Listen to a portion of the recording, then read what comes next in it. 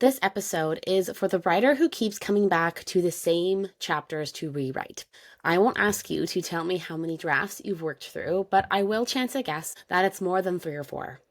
I've seen this happen with brilliant writers, and it's a spiral that will cannibalize your writing. You can get to a point where you are over-editing, overworking your memoir, and you have lost the plot. So let's talk about it. You are listening to the Memoir Method podcast, the place for writers, readers, and anyone who appreciates the collective power of our stories. In this podcast, we explore the impact of memoir alongside an examination of writing techniques and strategies used in the genre.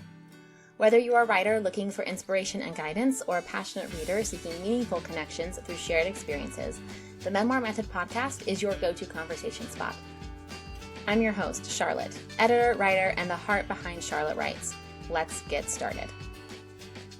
If you have been around the podcast for even just a little bit, the rewriting cycle might sound familiar to you. I have talked about that in detail back in episode 99, so you can go and revisit that if you would like. What happens when you are in that rewrite cycle is that you actually overwork your memoir draft.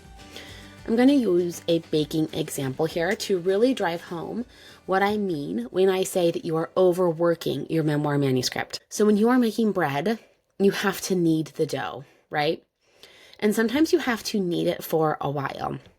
There are other things that you bake where you want to work as little as possible, like pastry or cookies or cake. You don't want to mix it too much. Bread, you want to knead it a lot. Sometimes you have to knead it for a while.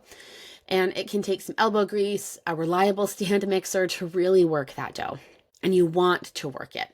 That is how you get that glorious gluten to form. If you have watched the Great British Baking Show, you will see that they will pull out their bread dough from the mixers and kind of pull it apart. And you can kind of see the gluten forming if you can kind of make a thin window pane of dough. But if you overwork the dough, if you work it too much, you will break those gluten strands and the bread will end up hard and dense. When you're kneading dough, you have to knead it until the dough needs to rest and rise.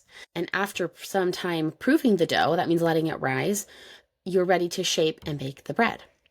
There are different steps. You have a working stage and a resting stage, and the same is true for your memoir manuscript. So yes, you need to put in the work, you need to get the words on a page.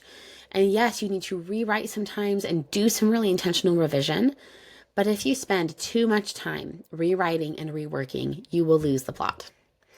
The manuscript will figuratively break down the same way that the gluten strands inside of bread dough will break down if you overwork it. But when you can stop overworking your manuscript, you let it breathe, which is really letting your mind and your creativity breathe as well. When you can get out of your messy manuscript and regain that creative clarity, that is where you can re-enter your memoir draft with some intentional revision. Intentional revision is like shaping the bread dough into exactly what it needs to be, whether that's a loaf, a roll, a crescent roll, whatever it is.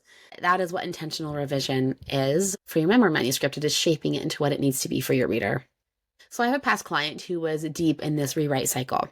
She was overworking her memoir so hard that she had lost the whole point of her story. She was spending her time worrying over which word to use here and whether to rephrase there. She thought that she needed to combine some chapters, add others, but she was doing all of this without thinking about her reader, without remembering what we talked about that her reader needed from her story. So I highlighted a few areas that I thought were unnecessary because of the bigger message of her memoir. And this dear writer actually had a pretty hard time getting out of her own head and thinking about her reader. She had overworked herself out of clarity and into deep confusion and frustration. She would come to our calls really frustrated and overwhelmed. She was more worried about sentences and word choice than she was about her own clarity as the author of the story.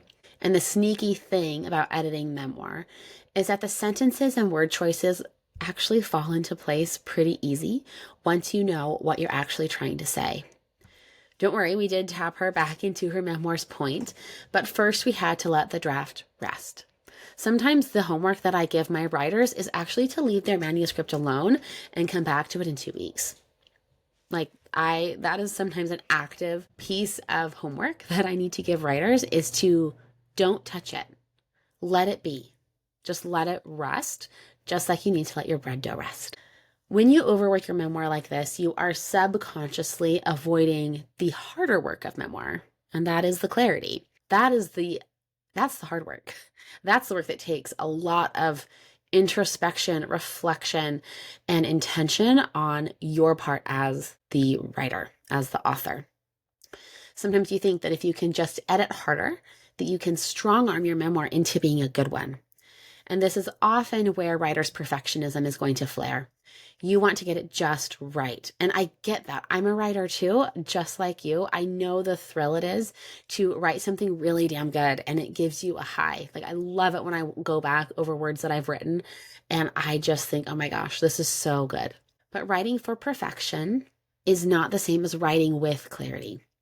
And to be frank, writing with clarity will get you a hell of a lot closer to perfect writing than perfectionism will.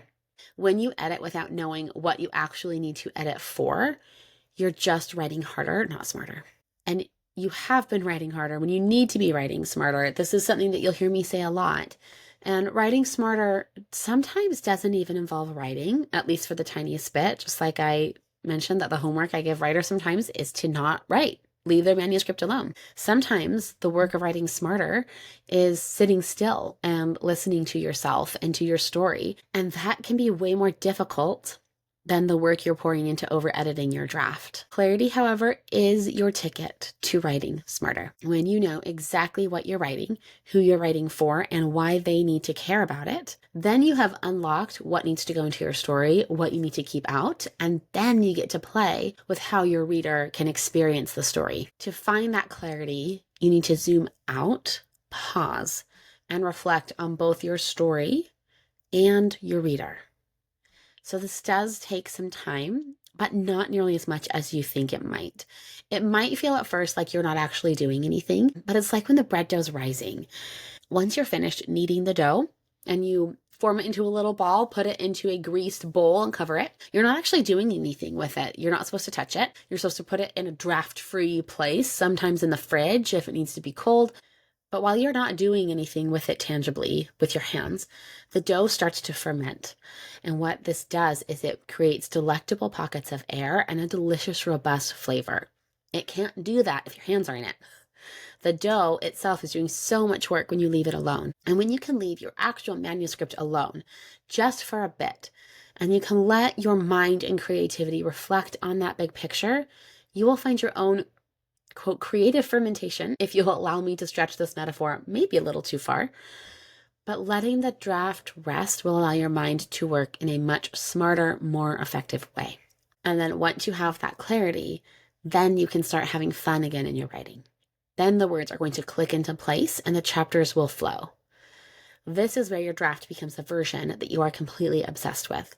And truthfully, this is the cure to writer's block. I'll be talking a lot about this in future episodes, but this process, if what you are experiencing you would term as writer's block, this is your antidote. I'm walking writers through this exact process inside of the Chapter 1 Jumpstart Challenge.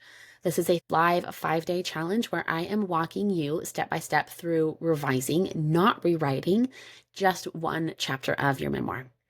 You will get to practice this clarity work and rewire your brain to write smarter, not harder. We kick off first thing on Monday, November 17th. That's in just a few days, if you can believe it. And for the next 5 days, you are going to reframe not only how you see your memoir, but also how you revise.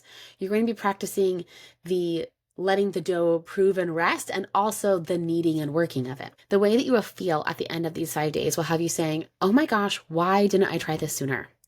You will see the overworking and the over-editing for what it is. It is killing your memoir manuscript, and that's not what either of us want. And the best part of these 5 days is that you will never write harder ever again, because now you will know how to edit and revise different in a way that is creatively smart.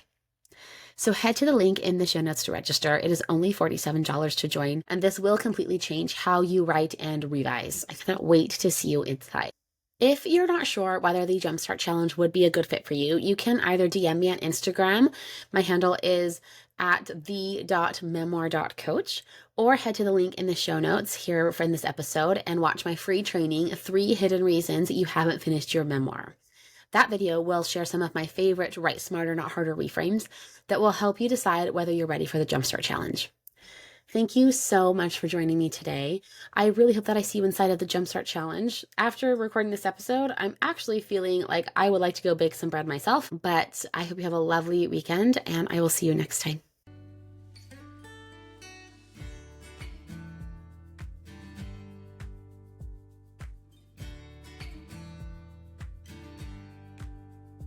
You've just listened to an episode of the Memoir Method podcast. The Memoir Method podcast is presented by Charlotte Wrights. If you liked what you heard, the best way to support the show is to subscribe through your preferred podcast player. And if you're feeling especially inspired, I'd love it if you left a 5-star review on Apple Podcasts. Leaving a review really does help other readers and writers like yourself find the show. If you want to continue the conversation, you can find me on my website at charlottewrights.co or on Instagram at charlottejanewrights. Thank you for tuning in. I'll see you next time. And remember that you have a story that matters.